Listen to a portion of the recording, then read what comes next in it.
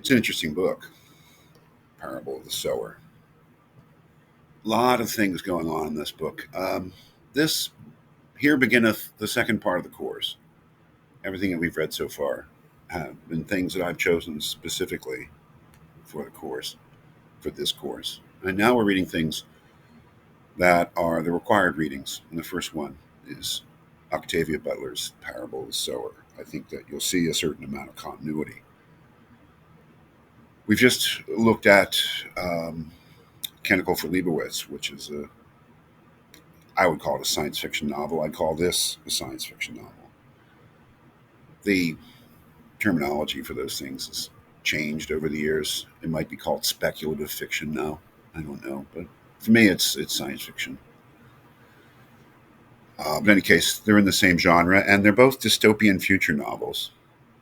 Obviously, the Mechanical for Leibowitz is about a post-nuclear rebuilding and then redestroying of human civilization. Something on a vast scale. This is a much more human book.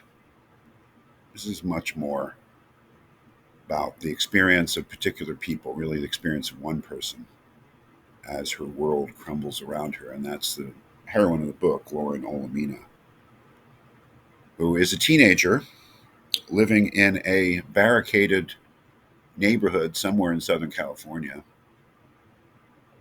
as the world crumbles around her. And that's how the book begins.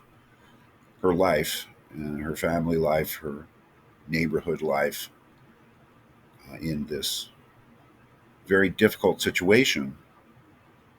America's crumbling around her. The society is declining in every sort of way, and the only way to stay safe is to barricade the neighborhood from the violence and chaos outside, and that's where she's grown up in that sort of situation. I suppose I would say that if that were all, that if that were all the book were about, it wouldn't be a very interesting book. But it's about more. That is, it's not just the adventures of a teenager in a very difficult situation. Not the Hunger Games, I'm trying to say.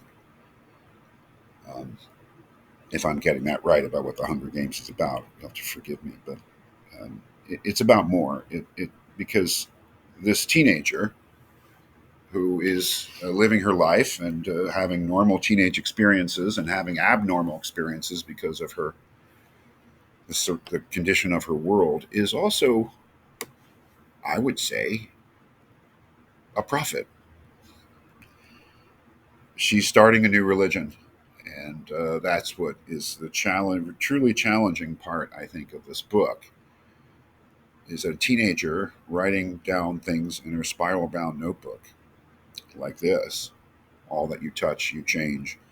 All that you change changes you. The only lasting truth is change. God is change." Um, these are the.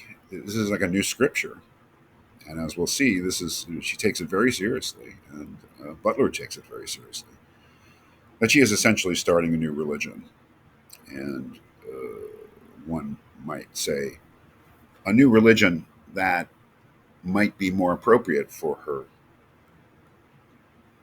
circumstances, for the state of the world. And I have a lot of ideas about this.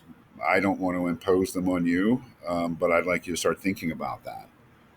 And the thing I think is most important is this conception of God. Basically, this is a theology. Theology is a description of God in rational terms, an attempt to characterize what God is. And she has made, Lauren, a very interesting assertion about God, and that is that God is change. That is not the orthodox conception of God in the Judeo Christian Islamic tradition, the monotheistic tradition. The orthodox conception of God is that God is unchangeable, that God never changes. And that's important for monotheism. for various reasons in the theology. So to say that God is change, that God does change, and as she'll say later, that we change God, um, is a very daring theological proposition. Let's see if we can come up with more.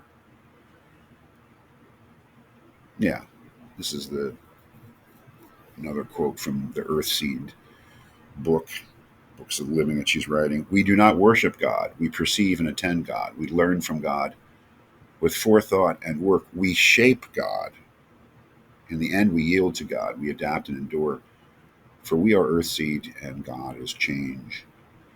So, what I'm focusing on there is this we shape God part. To say that God changes is daring enough. To say that human beings can shape God is very daring and really kind of a heresy considered from orthodox monotheistic theology. So the question is, and I think that's what makes it a very interesting book, how does her theology, her conception of God, and her conception of religion in general fit in with the circumstances of the world that she's living in and trying to cope with? I think that's, for me, that is the most interesting part of the book. It's what makes the book really philosophically interesting and not merely a story.